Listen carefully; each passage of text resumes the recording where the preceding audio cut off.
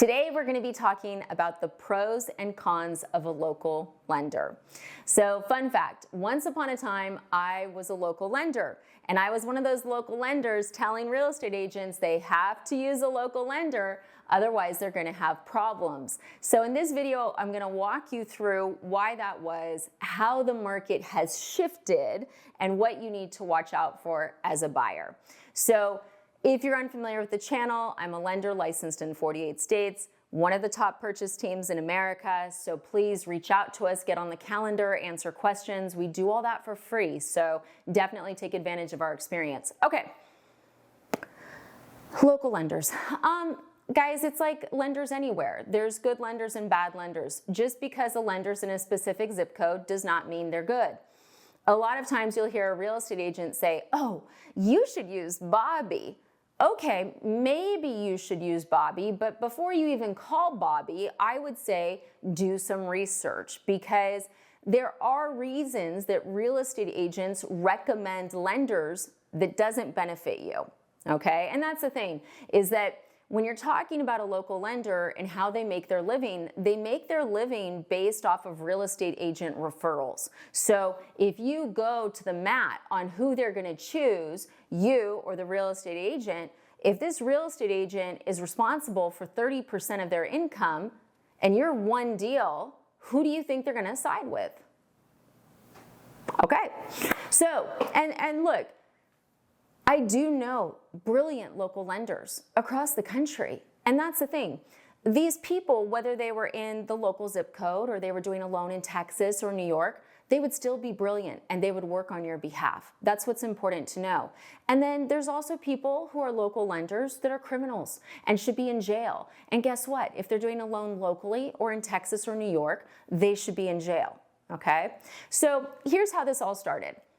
It used to always be local because there wasn't the internet, right? The only way you were gonna have a lender is if you were going to your local bank or someone you knew locally. There was no internet, right? That's how it started.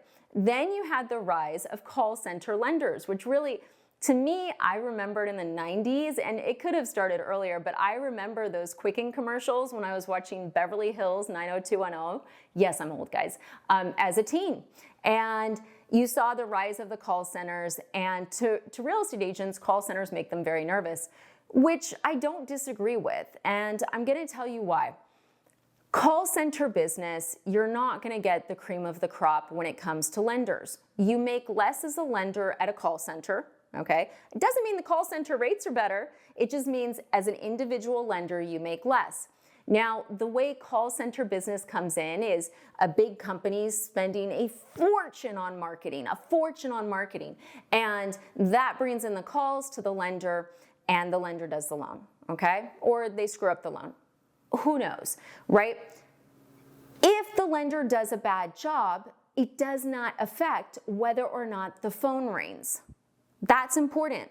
They are not building a business. They are not building a network. They are not building a name. They are answering a phone. So if a real estate agent says, hey, I really need a pre-approval letter for Bobby, they don't care. You know, and there's a lot of them where they won't talk to the buyer's agent at all. Like, do I think lenders should be talking to listing agents? Not a lot, not a lot.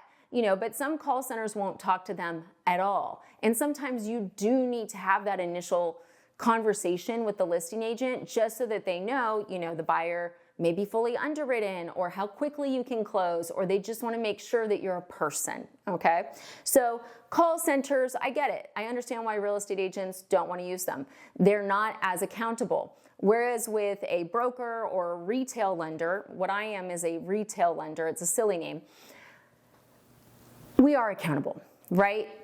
If you decide that I am terrible, you are gonna kill me in reviews and it's gonna hurt my business. I have to make the phone ring. I'm the one that has to go out and get the business. There's not just stuff coming into me because of someone else's efforts. Every single thing that comes into me is based on my efforts. So of course, I'm gonna do every single thing I can to make sure that it's a good experience so that it keeps on coming in, right? Okay. So real estate agents don't love call centers because they have that concern, a lack of accountability. Okay, great. And what you'll hear is you need to use a local lender, and you'll be like, okay, why? And what I hear the most of is, well, if something goes sideways, I need to be able to kick down their door. What the hell? Like, guys, if that's the argument, that's a bad argument, because here's the thing.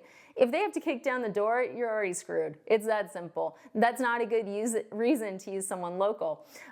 So let's talk about a couple of the pros of the local lender. So if you are working with the lender in the market that everybody likes, and let me tell you this, there are not many, okay? Small towns can be catty as hell. Even larger towns can be catty as hell. You know, if we're talking about a big city, the odds of every single real estate agent knowing one lender are incredibly slim. So really, we're talking about smaller towns. And maybe you have one lender that everybody loves. Okay, that might help your deal get accepted. I'll be honest, it would. But if you have the local lender that some people don't like, that might hurt you, right? You may be dead on arrival because that lender, half of the people don't like. That's the problem with small towns. It's really hard to win them. Using a national lender can be better in a situation like that because there's no prejudices against the individual person. Now, the reason I get really concerned about the local lender pitch is because of RESPA violations. Yeah, let's talk about RESPA. It is illegal for a mortgage lender to give a real estate agent anything of value for a referral. However, it happens all the time. Recently, I was talking with one of my friends about another lender, and I was like, I just don't even know how they're in business. And she goes, oh, they have a new trick. I'm like, what is it? Chanel. Chanel? Yeah, she gives out little Chanel wallets or keychains to all of her real estate agents at closing. That's illegal. And you guys may be like, well, we don't care if she gives them Chanel. That's really nice and generous of her. You guys are gonna pay higher rates for that. Like, let's not pretend. There's some lenders, I actually had a real estate agent approach me years ago, and it was so appalling. And he was like, hey, Jen, you know, my current lender gives me like 1% back on every deal, but his rates aren't competitive, so I wanted to see if I could work something out with you.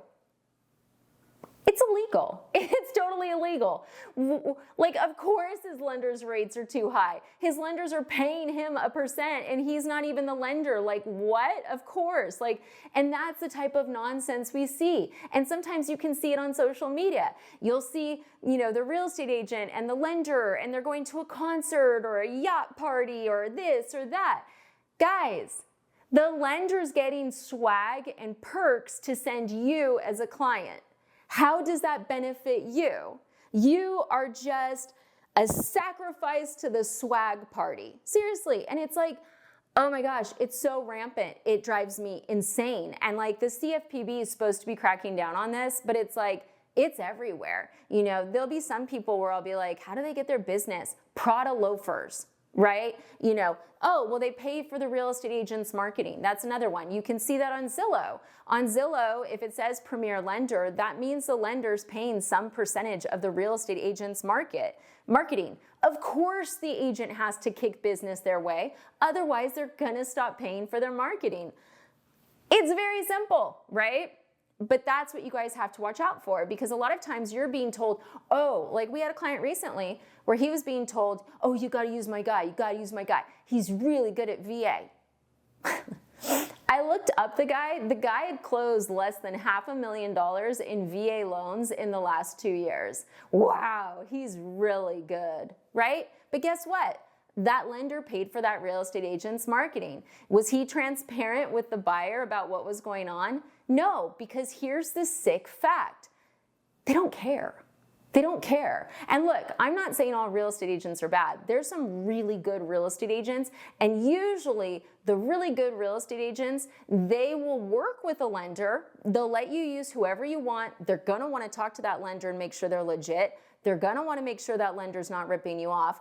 They'll probably have a couple lenders that they suggest that they know do a good job, but they're not generally shaking down lenders for swag and perks. That's what we see with the top real estate agents, because they realize that if they give out a name, right, you guys need to have a good experience. There's a lot of onesies, twosies, 3, 4, 5 transaction people where they don't think far enough ahead to realize that if you realize that the lender they sent you ripped you off, that it's a problem. Yeah. Okay, here's another story. So recently we had a deal where the house had mold, and we said you need to get a mold inspection. The mold inspection came back and said, yeah, there's evidence of mold. We recommend an air sample, you know. So we get the air sample comes back and it has black mold. Black mold serious, look it up if you're not familiar with it. And there's like $7,000 worth of remediation work that needs to be done. And they're like, okay, we'll get it fixed. Okay, cool, get it fixed and we need a clear air sample. Well, our local lender doesn't need a clear air sample. Okay, well that's great, I'm not your local lender and I can't have a client buy a house until I know that there's not black mold in the air, especially since the report says that black mold can continue to be present if all of it is not, you know, gotten and if it's not done properly. So yes, we will need a clear air check before we close on this home. So much pushback, guys. 2 days of these real estate agents just like threatening us, telling us we were wrong, telling us because we were out of state, you know, our local. They actually called one of the branch managers at Guaranteed Rate to try to get me in trouble, which I thought was hysterical personally, because if anyone talks to me and my team, they're like, oh yeah, that makes sense. And guess what, guys? They did the remediation. They got the air sample. It still had black toxic mold. So we said, great, you got to fix it, and we're not closing till we get a clear air sample. So this goes on for a couple weeks, couple air samples, and then we finally close. Guess what? Those real estate agents will never use me in 10 million years. Never. And you know what? I don't care. I don't need their business. I don't want their business. I work for the client. And I'll be honest, even the client got a little annoyed because he did want to close on his house, but he also recognized that what we were doing is we were being hard to protect him, right? And that's the key to all of this, is that you need a lender who can be independent and stand up for you. If you have a lender where 40% of their income comes from Barbara, and Barbara says, close this loan, who do you think they're going to choose? Guys, it's just survival. It's just survival. If 40% of their business is from her, they work for her, right? And that's what you guys need to know as consumers, because a lot of times people are like, oh, well, it just makes it so easy. They referred someone. It's great. Cool, they don't work for you, and sometimes you need to make sure the lender's working for you, and you need to make sure that the lender is strong enough to stand up for you, and you need to make sure that the lender's experienced enough to handle tough situations. And that, once again, goes against the call center. Like, you get into a tough situation, that is not where you want to be, okay? So, look, are there amazing local lenders? Yeah, guys, there's amazing local lenders. There's amazing national lenders. But the key is, it doesn't matter the zip code. It matters who the individual lender is. So if you're ever being pushed for any reason, make sure you're verifying everything first and then trusting. Do not trust blindly. Otherwise, you could end up in a situation. You know, on this mold one, they were telling us this happened all the time. And the local lender would just close with the work being done. No other air sample. Do you guys want to be in that house? I wouldn't. So I know this was a longer video, but I do think it's very important that you guys know a lot of the stuff that's going on behind the scenes and how it can affect you. Questions, comments, as always, feel free to reach out. I am here to support you, as is my team. Thanks.